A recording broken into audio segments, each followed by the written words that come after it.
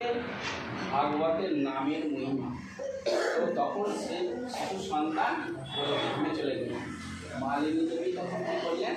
মোহগ্রস্ত থেকে মুক্তি হলেন, বললেন যে ভগবানের নামই হচ্ছে সর্বশ্রেষ্ঠ সার। তখন মালিনী দেবী সবার সাথে সাথে যে ছেলের জন্য কাঁদছিল সেই তখন বলে গেল আসল মাতা পিতা তো আমাদের রাধা কৃষ্ণ। সেই জন্য গৌরাঙ্গ মহাপ্রভু আর মালিনী দেবী আর সবাই শিবার যত সব সবাই মিলে তার পুত্র সঙ্গে সাত দুটো গোলগ্রামে চলে গেল। আর এরা নামের মধ্যে মানে ডুবে রইল। আর কি বলতে গেল? হরে কৃষ্ণ হরে কৃষ্ণ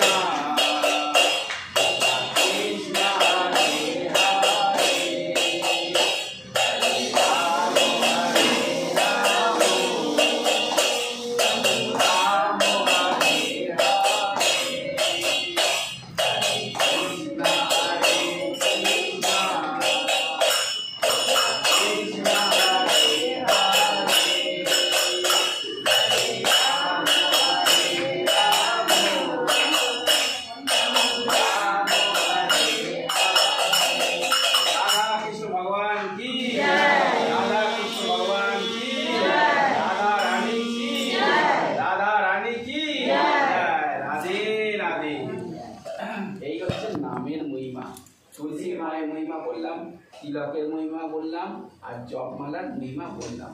ঠিক আছে, অজামিলের উপাখ্যান দিয়ে নামের মহিমাটা বুঝালাম। এবার আমি কি বলবো? একটা দানের মহিমা। অর্থ থাকলে দানের কি মহিমা। তো কর্ণকে সব দাতা কর্ণ বলা হয়, তাই তো? একদিন অর্জুন জিজ্ঞাসা করলেন শ্রীকৃষ্ণকে যে আমার দাদা যুধিষ্ঠির উনিও তো অনেক দান করে থাকেন, কিন্তু কর্ণকে দাতা কর্ণ কেন বলা হয়? কি আমার মাতা ইনিও দান করেন, উনিও দান করেন। অর্থের সদ উপয়োগ করাই জানেন মাতাজি। ভগবানের সম্বন্ধে অর্থ যতটুকু করবেন সব দান করবেন। কিছু অংশ গৃহের জন্য রাখবেন, কিছু অংশ ভবিষ্যতের জন্য রাখবেন, বাকি অংশ সব দান করবেন। দান এমন একটা জিনিস, ভাববেন না যে দান করলে মানে পয়সা চলে গেল, না। ও আবার এমন একটা জিনিস ফিরে আসবে, ডবল হ্যাঁ হবে। তবে হ্যাঁ, সেইটা কিন্তু নিঃস্বার্থ থাকা চাই। ও যদি সেটা না নিঃস্বার্থ থাকবে, মানে নিঃস্বার্থ কি বলেছে? অকামশ্চ সর্বকাম বা মোক্ষ কাম উদারবিদ বিবেনী ভক্তি যোগনা ইয়াদ পুরুষম পরম মম। যে নিষ্কাম ভক্তি করে, নিঃস্বার্থভাবে করে, তার কাছে আমি বিকে যাই। ঠিক আছে, দেখেছেন প্রহ্লাদ মহারাজ ওনারকে কত অত্যাচার করেছে, কিন্তু সেই নারায়ণের নাম করছে, নারায়ণ নারায়ণ নারায়ণ নারায়ণ করছে। ওর মধ্যে যে আমাকে বাঁচাও এটা নয়, স্বয়ং দেখবেন পাহাড় থেকে ফেলে দিচ্ছে, নারায়ণ ধরে দিচ্ছে। ঠিক আছে, এটা দেয়নি ঘরের মধ্যে লক্ষ্মী মাতা খাবার নিয়ে এসে দিচ্ছে। কে রক্ষা করছে? ভগবান, নিঃস্বার্থভাবে। দ্রৌপদী দেখেছেন, দ্রৌপদী বলছে মানে যখন দাঁতের মধ্যে ছাইটা রেখে দিয়েছে, রেখে দিয়ে বলছে আমাকে বিশ্ব পিতামহের কাছে গিয়ে বলছে আমাকে দুঃশাসন নির্বস্ত করতে চায়, দুর্যোধনের জাঙ্গার মধ্যে রাখতে চাইছে, আমাকে বাঁচান বিশ্ব পিতামহ। আপনি একবার হুঙ্কারেতেই সব মানে এ হয়ে যাবে, তার সবার মধ্যে চুপ থাকবে। কিন্তু বিশ্ব পিতামহ দুর্যোধনের নমক খেয়েছিল, মানে ওনার অন্ন খেত, তো সেই জন্য চুপ হয়ে রইল। ভীম অর্জুন জুয়ায় তো হেরে গেছিল, ওরাও কিছু বলতে পারেনি। আমাদের কৃপাচার্য তারাও কিছু বলতে পারেনি। স্বয়ং আমাদের ধৃতরাষ্ট্র রাজা ওনারাও কিছু বলতে পারেনি। তখন কিছু বলতে পারেনি, আর কাকে রক্ষা করবে? তখন কি করলেন? দ্রৌপদী চিন্তা করলেন আমি নিজেকেই রক্ষা করবো। তো শাড়িটাকে একদম জোর করে ধরে দাঁড়াতে রেখে দিয়ে দুঃশাসন কি টানছে তার শাড়ির আঁচল ধরে, মানে 10,000 হাতি তার শক্তি। দ্রৌপদী পারে, অবলা নারী, দাঁতটাও যখন খুলে গেল, তখন আর না করে কি করলাম? দুহাত তুলে হে দ্বারকানাথ, হে দ্বারকাধীশ, আমাকে রক্ষা করুন। তাহলে কি বলেছে? বলেছে না শ্রীকৃষ্ণ গীতায়, সর্বধর্ম পরিত্যাজ্য মামেকম শরণব্রজ অহংতাং সর্বপাপেভ্য মুক্তি স্বামী মা সূচ। সব ধর্ম পরিত্যাগ করে আমার শরণাপন্ন হয়, তুই এক হাত এগিয়ে আয়, আমি 10 হাত তোর কাছে এগিয়ে যাব। সেই জন্য হরিদাস ঠাকুরকে 22 বারের বেত্রাঘাত, কিন্তু হরিদাস ঠাকুরের পিঠে কোনো কিছু আঁচ হয়েছে? চৈতন্য মহাপ্রভুর সঙ্গে আলিঙ্গন করছে, চৈতন্য মহাপ্রভুর গায়ে দেখছি গায়ে সব দাগ। বলছে প্রভু আপনার গায়ে এত দাগ কী করে এলো? বলছে এটা তোমার গায়ে যে মারছিল সেটা তোমাকে নয়, এটা আমাকে মারছিল। তোমার যত কিছু মানে যত মারছিল সব আমি কষ্টটা আমি নিজে অনুভূতি করি। তাহলে কৃষ্ণকে ভক্ত বৎসল বলা হয়, ঠিক আছে? সেই জন্য আমাদের কী হলো, দ্রৌপদী হে দ্বারকানাথ, হে দ্বারকাধীশ, তাই নন বলে রক্ষা করুন। শ্রীকৃষ্ণ কী করলেন, নিজের হস্তের থেকে বস্ত্র নির্গত করলেন। দুঃশাসন একা 10,000 হাতি বলের শক্তিমান, দুঃশাসন করোড়ও দুঃশাসন আসুন না, সে বস্ত্র টানলে তাকে নির্বস্ত্র করতে পারতো না। দ্রৌপদীর মধ্যে কী ছিল, ভগবান রক্ষা করেছে। ভগবানের শরণাপন্ন হলে কিসের চিন্তা করবেন, ভগবান সাথে আছে। ভগবান বলেছে অহ আত্মা গুড়া কেশা সর্বভূত আশ্রিতা অহম আদিশ্য বদ্ধ ভূত আত্মা অন্তে বচ, সকল হৃদয়ে বিরাজিত হয়ে রয়েছি। দুষ্টদের কাছে কি আছে জানো তো, ভগবান চুপচাপ করে শুয়ে যেমন শুয়ে আছে, কি করবো আর, ও নিজের পাপ কর্ম করছে, আমাকে ডাকছে না।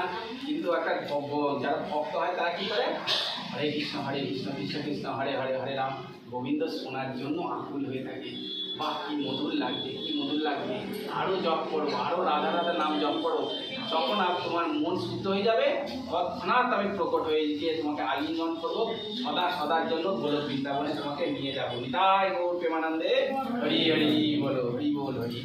তো সেই রকমভাবে দাতা কর্ণ যে আপনার কর্ণের মধ্যে কি এমন ক্ষমতা রয়েছে, তখন বলছে ঠিক আছে সে অর্জুন চলো তোমার সাথে আমি পরীক্ষা নিই। দুজনে ঋষি রূপ ধারণ করেছে, তখন মলয় পর্বত থেকে একটা ঋষি ঠিক সেই সময় করে আসে, এসে যুধিষ্ঠির তাকে বলে আমি কয়েক বছর ধরে আমি তপস্যা করছি, আমি তপস্যা পরিপূর্ণ হয়ে গেছে। তো আমরা যেমন একাদশীর দিনের পরের দিন পারায়ণ করি, চাল দিয়ে তারপর আমরা সম্পূর্ণ করি।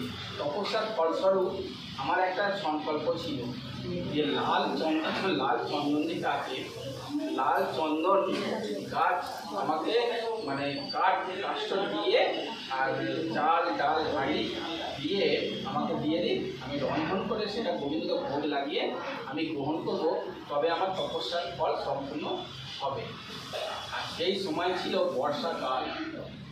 যুধিষ্ঠির কাছে এই কথা বলতে যুধিষ্ঠির বললো, সৈন্যদেরকে বললো যা তোমরা মলয় পর্বত থেকে যেখানে লাল চন্দন থাকে, যেটা দেখবে লাল চন্দন খুবই একটা মূল্যবান চন্দন, সেখানে সর্প সর্বনার মানে রয়ে থাকে, নাক সর্বনার হতে হয়, কেননা সেটা ঠান্ডা থাকে বলে।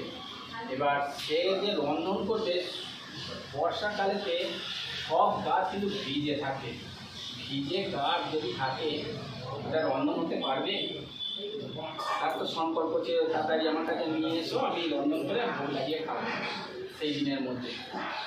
তখন কী করলো, যুধিষ্ঠির বললো ঠিক আছে আপনি একটু বসুন, আমি সৈন্যদেরকে তুরন্ত জিজ্ঞাসা করছি যত বন্ধুগুলো রয়েছে লাল চন্দন কোথায় আছে সেখানে নিয়ে এসো, সুখী লাল চন্দন কাঠ নিয়ে এসে তোমার কাছে দিয়েও, চাল ডাল তো রয়েছে সব কিছু নিয়ে আসতে গেছে, যেখানে যাচ্ছে সেখানেই ভিজে নিয়ে আসতে পারছে না, যেখানে যাচ্ছে তখন সৈন্যরা তাড়াতাড়ি এসে বললো মহারাজ আমি সর্বত্র স্থানে বিচরণ করে দেখেছি লাল চন্দন গাছ তো রয়েছে কিন্তু ভিজা, শুকনো কাঠ যে আসবে সেই চন্দন কাঠে দেবো, এই তৎক্ষণাৎ কী করা হবে, তাকে তো শুকোতে টাইম লাগবে, তারপরে কাটতে টাইম লাগবে, তারপরে দেবো, কিন্তু তো এখন পাওয়া যাবে না। তখন যুধিষ্ঠির মনে মনে বললেন যে মুনিবার ক্ষমা করবেন, আপনি কিছু অপেক্ষা করুন দুদিন, আমি ওই কাজটাকে নিয়ে শুকনো করে আপনাকে দিচ্ছি। বললো আমার এত সময় নেই, আমার আজকের দিনেই একটা মানে শুভ মুহূর্ত আছে, আজকের দিনই করলে তবে আমার এই তপস্যাটা আর যে বছর বছর তপস্যা করেছি সম্পূর্ণ হবে, এতে গোবিন্দ প্রসন্ন হয়ে যাবে। বললো তাহলে আপনি যখন দিতে পারছেন না তাহলে আমি অন্য জায়গায় গিয়ে দেখি। বলার পরে যুধিষ্ঠির কী করবেন, যখন আকাশে সব কিছুই ব্যবস্থা যখন হলো না তখন কর্ণের কাছে গেলেন, আর অর্জুন আর শ্রীকৃষ্ণ মানে ঋষি রূপ ধারণ করেছে, তো তারা লুকিয়ে লুকিয়ে ঘটনাটা দেখছে। তো ওয়ার্ডের কাছে গেল, ওয়ার্ডের কাছে গিয়ে সেখানে গিয়ে যখন বললো এই কথাগুলো সেম ওকেই বলবো যে আমি সমস্যা করেছি, অবস্থার ফলস্বরূপ আমার একটা সংকল্প ছিল লাল চন্দন কাস্তে দিয়ে রন্ধন করে এগুলোকে ভোগ লাগে, ভোগ খাবো, আমার ফল সম্পূর্ণ হবে। তো মানে কর্ণ কী করলেন, বললেন যে যাও সৈন্যরা, তোমরা অঙ্গরাজের অঙ্গ করেছে আমরা রাজা ছিল আমাদের কর্ণ। সব সৈন্যদেরকে বললো, কিন্তু সৈন্যরা কি একই প্রস্তাব ওনার কাছেও রাখে যে বর্ষাকালেতে আমাদের চন্দন, লাল চন্দন গাছ সব ভিজা, ভিজা হলে কিন্তু শূন্য কাটে তো প্রতিনিধিত হবে, কিন্তু এতে ভেজা হলে কি হবে কাজ করতে। তখন কি করলেন, তীর নিয়ে সে মানে যে আগেকার দেখবেন তাল কাঁড়ি দিয়ে সব